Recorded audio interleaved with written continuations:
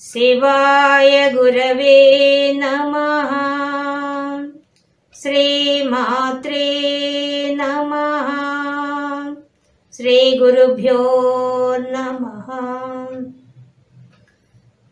అమ్మవారి స్వరూపాలు మీకు అందరికీ నమస్కారం అండి. మనం సౌందర్యలహరిలో ఈరోజు 98వ శ్లోకానికి వచ్చాం. 98వ శ్లోకం. కదా కాళీ మాతః కథయ కలితాలక్తకరసం పిబేయం విద్యార్థి తవ చరణ నిర్ణేజన జలం ప్రకృత్యా మూకానాం అపి చ కవితా కారణతయా కదా ధత్తే వాణీ ముఖ కమలతాంబూల రసతా. భగవత్పాదులు మనకు ఎన్ని శ్లోకాల్లో అమ్మవారి గురించి తత్వం చెప్తున్నారు.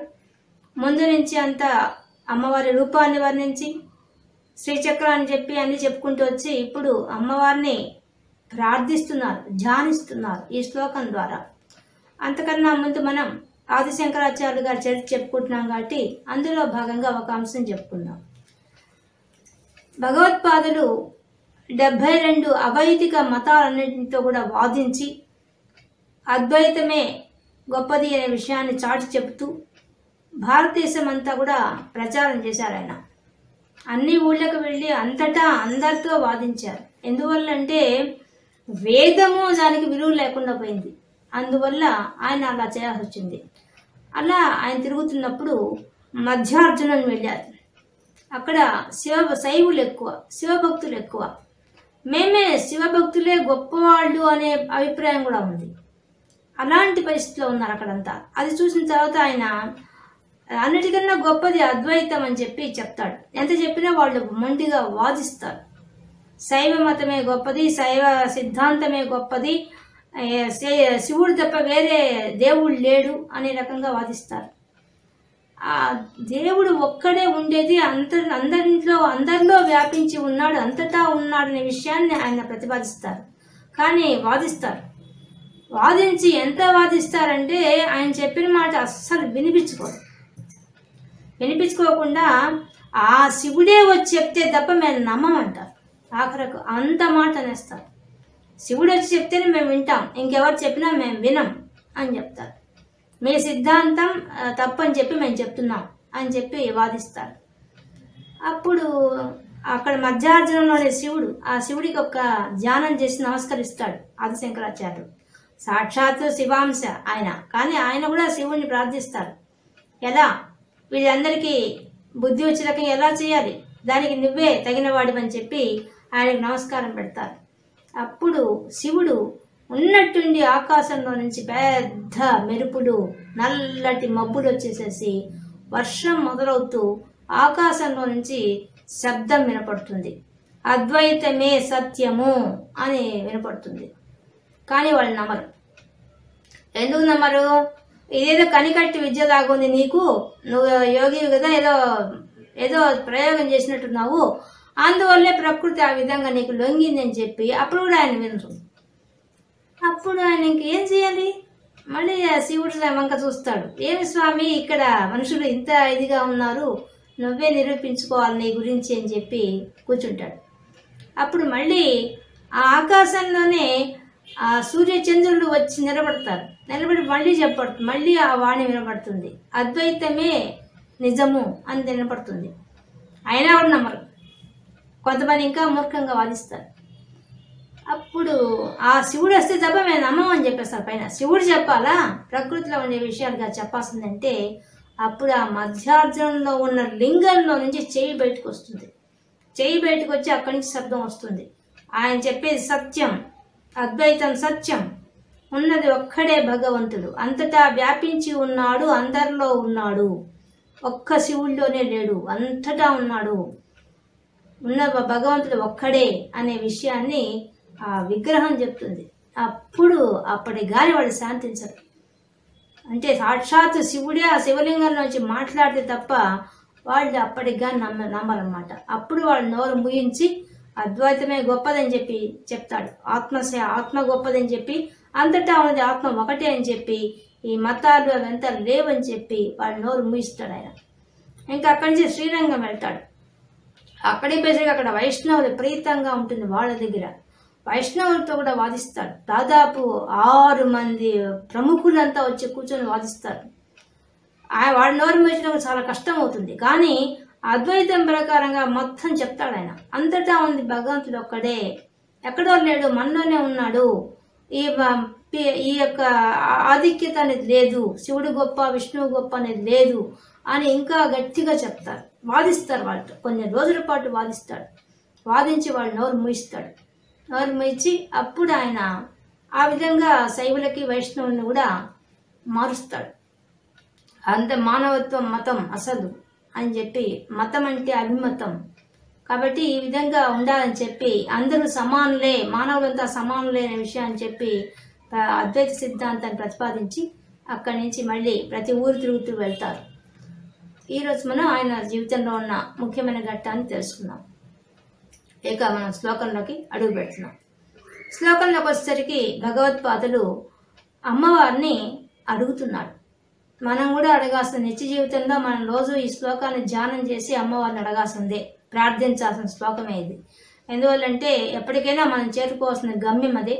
ఆ చేరుకునే విధానం గురించి మనం అడగలేని దాన్ని ఎలా అడగాలనే విషయాన్ని మనకి శ్లోకం ద్వారా తెలియజేస్తున్నారు భగవత్పాదులు. చూద్దాం.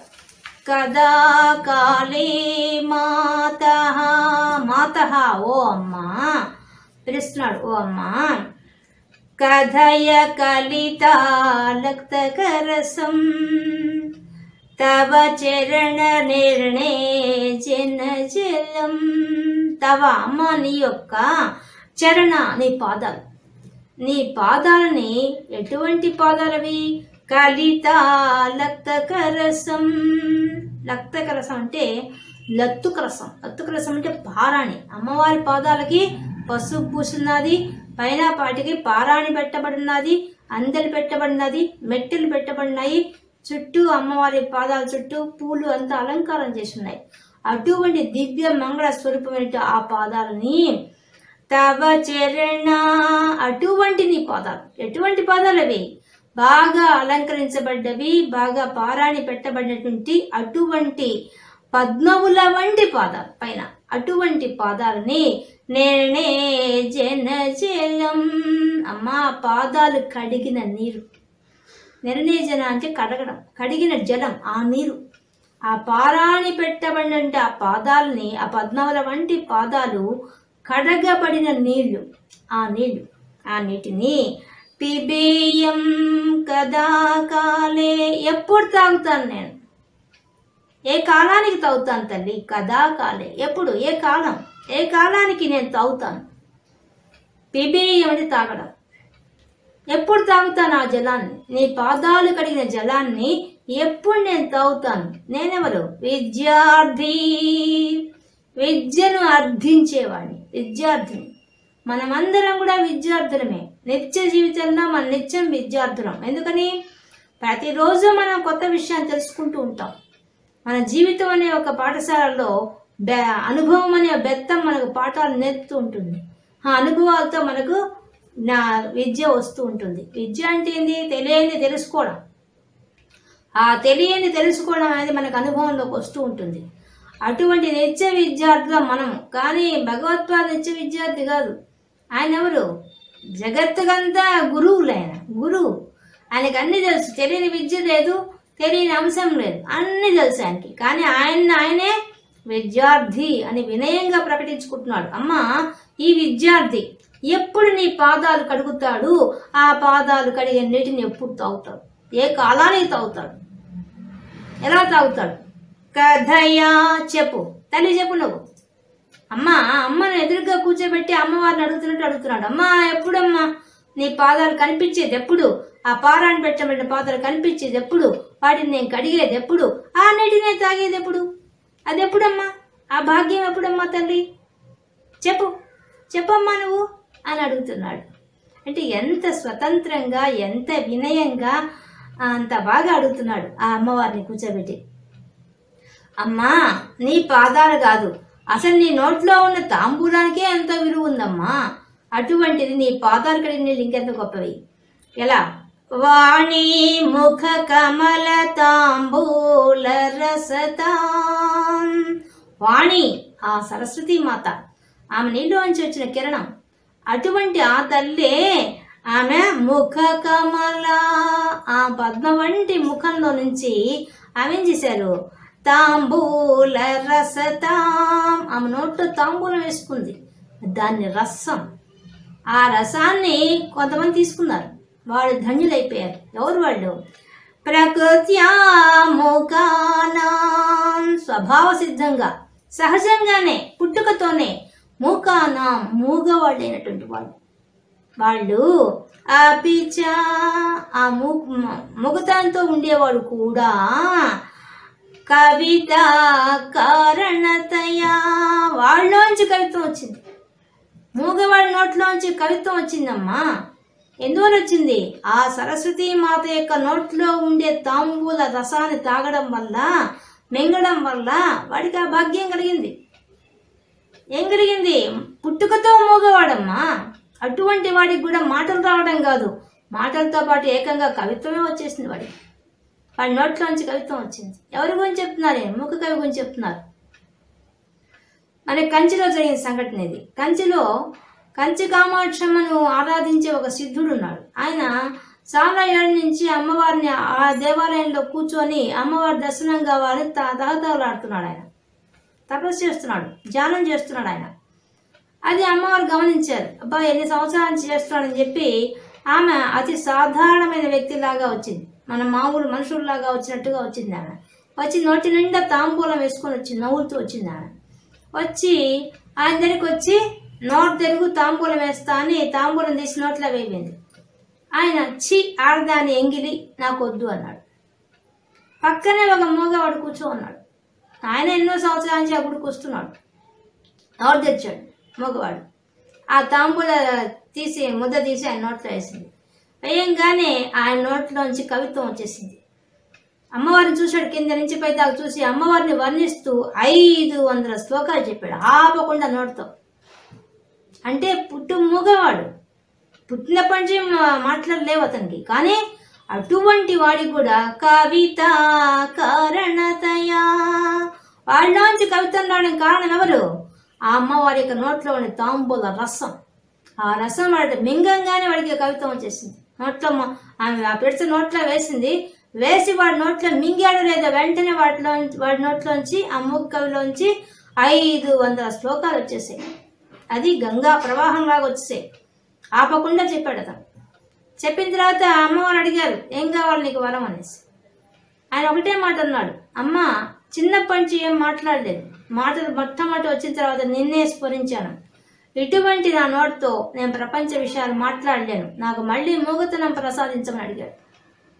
అమ్మవారు మూగతనం ఇచ్చేశారు. అంతేనా చేసింది? ఆమె ఎంత గొప్ప స్థితి తీసుకెళ్ళిపోయింది. ఆయనకి పీఠాధిపతిని చేసేసింది. ఆయన చేసేసి తర్వాత మోక్షం కూడా ఇచ్చేసింది ఆయనకి.